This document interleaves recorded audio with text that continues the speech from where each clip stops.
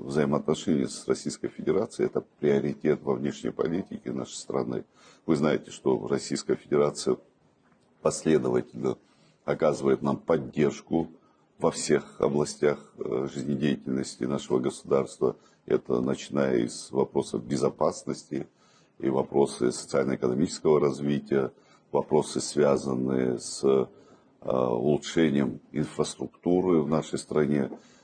Пользуясь случаем, хотел бы еще раз отметить, что в этом году мы начинаем регулярные рейсы, восстановлен наш международный аэропорт, то, чего население Абхазии ждало более чем 30 лет.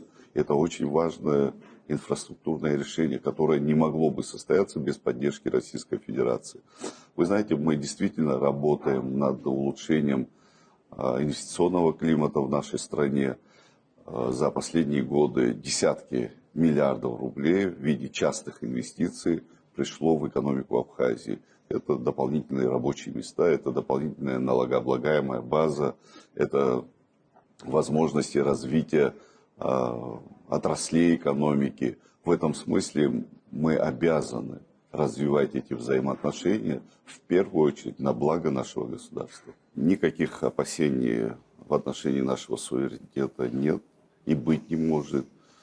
Народ Абхазии определил свое будущее, которое в развитии государства, самостоятельного государства. И Российская Федерация, наоборот, поддержала это решение народа Абхазии, которое было выстрадано тысячами своих лучших сыновей и дочерей. Поэтому мы уважаем мнение России, которая поддержала и признала независимость. В этом смысле и вчерашняя встреча с Владимиром Владимировичем Путиным очередное подтверждение того, что Российская Федерация с уважением относится к нашей независимости, к нашему суверенитету. И мы дальше будем выстраивать межгосударственные отношения. Это основа, на которую мы опираемся. Это то, к чему стремился народ Абхазии столетиями.